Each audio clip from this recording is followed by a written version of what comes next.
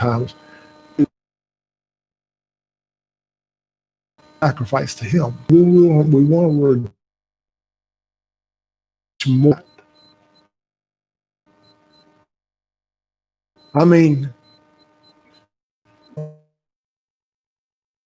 here you see, and all this, there's one in the eyebrow, and it can actually get on the eye. I had to go to an eye doctor because you can go blind.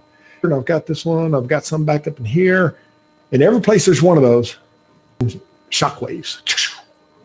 So by the way, if you see me go like this, I'm not. It's one of these blasts that comes from the nerves here, okay? So if you see me go like this, it's just okay, understand this.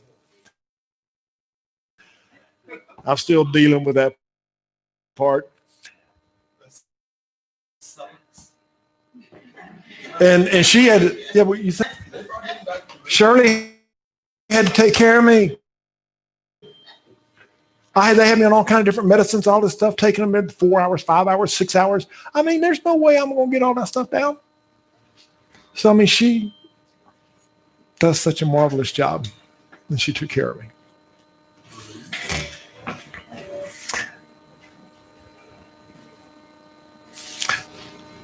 I want to talk about our God because, see, as a shepherd, I love you. But the shepherd loves you.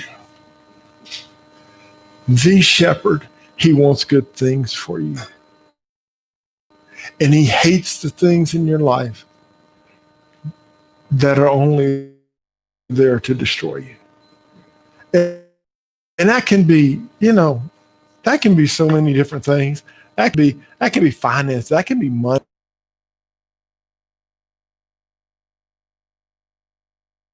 I was in the investment banking business, and so I saw bukus of money. I saw so much money come through. Money had no relevance anymore.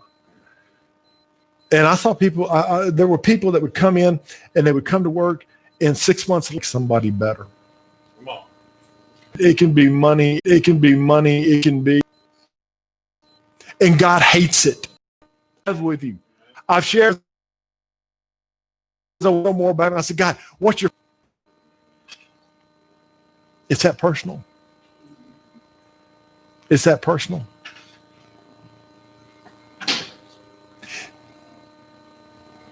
The question this morning and the title of the lesson is, do you love me? Do you love me? Oh, by the way, I want to stop right here before we get any further into this. Wednesday. See, I'm going to make it. Wednesday. Boat landed. I mean, ship got in here. Whatever. Boat didn't land. I guess maybe the plane did. Wednesday. Christy is going to teach here at the house. And it's, I guess, the easy way to put it, it's prophetic activation. Okay? So everybody should be walking in the prophetic. It's not hocus pocus. It's an easy way of speaking into people's lives and different things, listening to the voice of God. It's not complicated. But the real question, I go, wow, okay, why do you have... Jesus had already manifested himself twice, but he had not shown himself to Peter yet. In fact, Jesus, it's really kind of interesting when you read the little words in the scripture. Jesus said, go tell the disciples and Peter. You see, Peter, there's no question Peter's a strong man. You can read in scripture just like in a minute when he pulls the nets in. Peter was a stout dude. Peter was a man prone to violence. He was a fighter. You know that when he took the sword and he cut the ear off in the garden. Okay? You read about it. You also know that John could run faster than he could. Okay? You also know those things. So he wasn't the swiftest man afoot.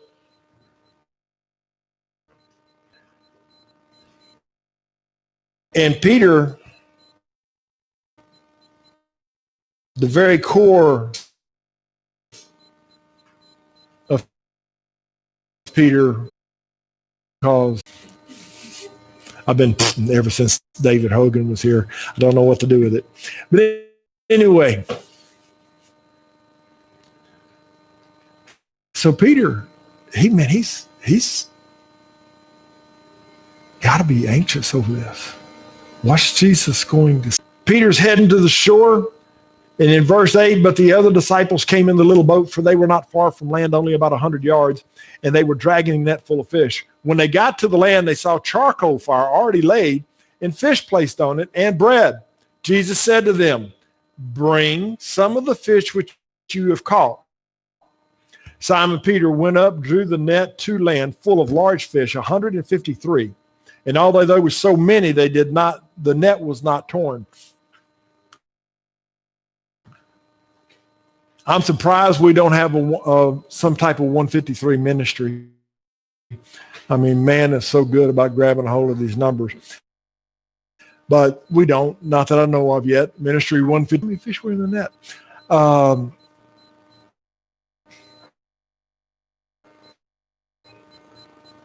He's yet to address him at this point. Peter's already pulled in fish.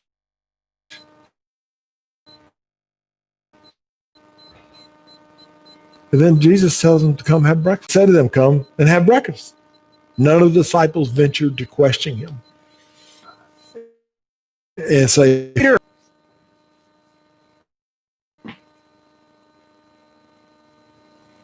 Simon, son of John, do you love me more than these? He said, yes, Lord. You know that I love you. He looks at him again. Second time. Simon, son of John, do you love me? He said, yes, Lord, you know that I love you. He said, shepherd my sheep. In 17, he says the third time, Simon, son of John. But his time was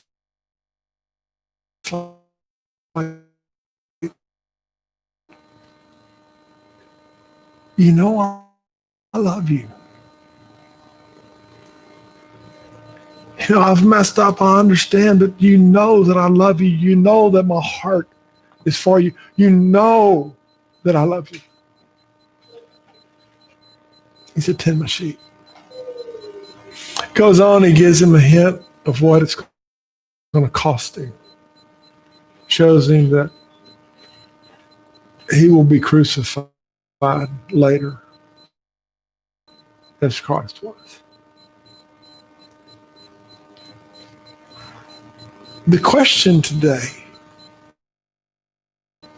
truly, no matter where you're at in your walk, no matter if you know him, if you don't know him, anything else, the simple truth of the matter is, I don't know.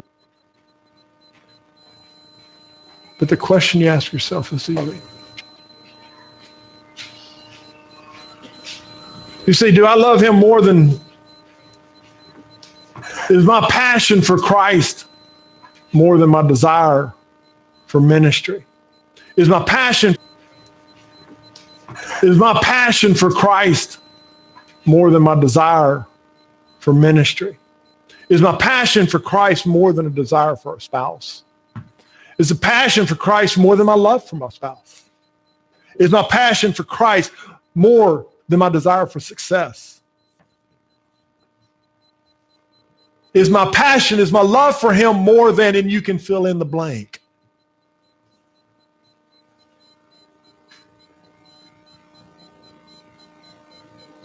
You see, I get it, I come down to it, and I look like, oh,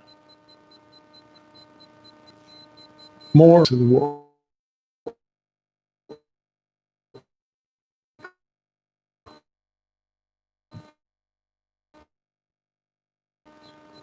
That's what it comes down to.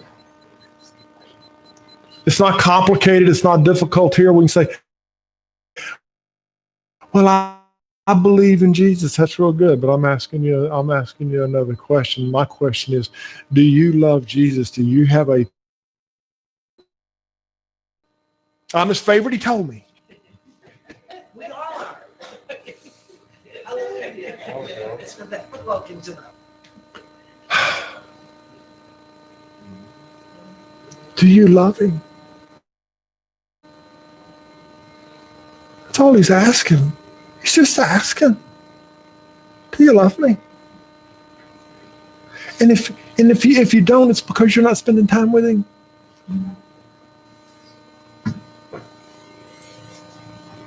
Church wants to teach you a bunch of rules that don't you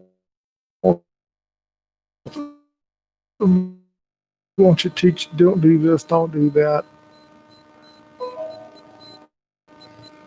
And my God just wants to walk in the garden with you. Right. Okay, my God just wants to come walk in the garden with you.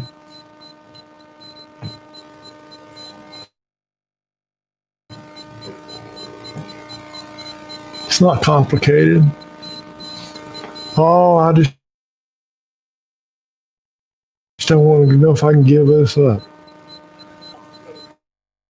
Okay?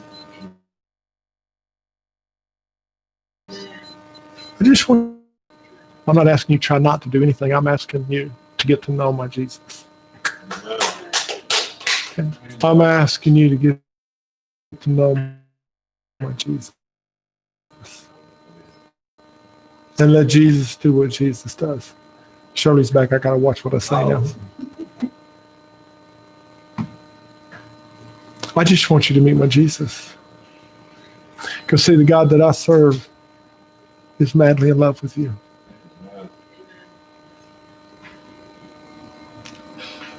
He is. Isn't that crazy? The God that created it all. The one that's got everything in place. That one. That God has called you and set you apart. And he loves you. And he has plans for you. That's right. And they're better. Listen, I want to ask you, do you love him? First question is, do you love him? Because see, I think for many of us who believe, even those that not only believe but also follow, the real question is, do we love him? See, I have no question you can be a believer, and I have no question that you can follow Jesus and not fall in love with him. Because you're in a place, because we have been taught for so long in so many ways about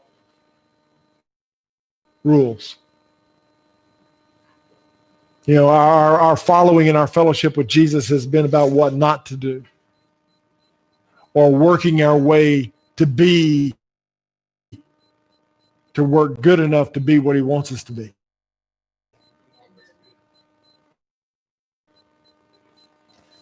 And so we're in a place as a servant and not a son. Come on. And so, I mean, I want you to really take a moment and do you love him?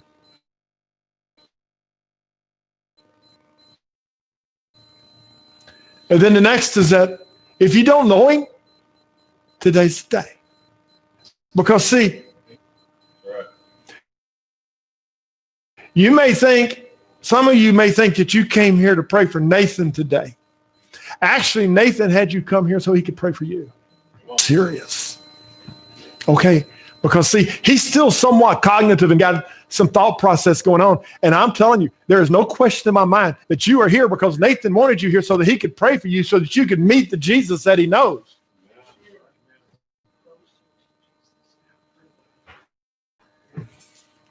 So the next question is, do you know him?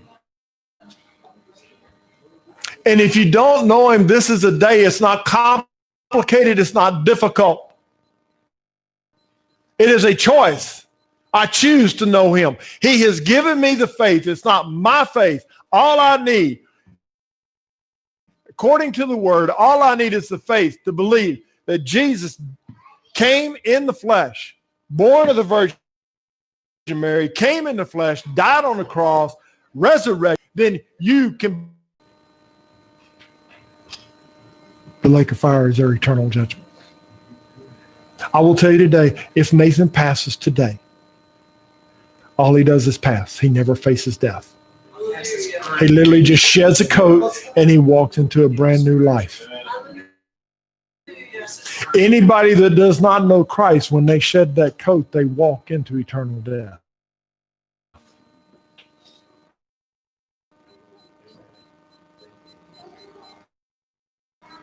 So just understand, the lake of fire is real.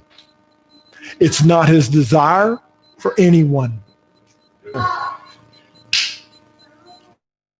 And it's not like God.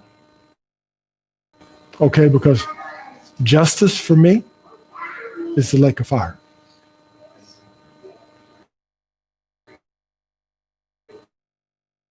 Justice means the lake of fire for everybody except Christ. Christ to cover us, that we might be holy and righteous before God the Father. I really can't be bad enough to go to hell. It's only because I go to hell. It's only because of him. Okay.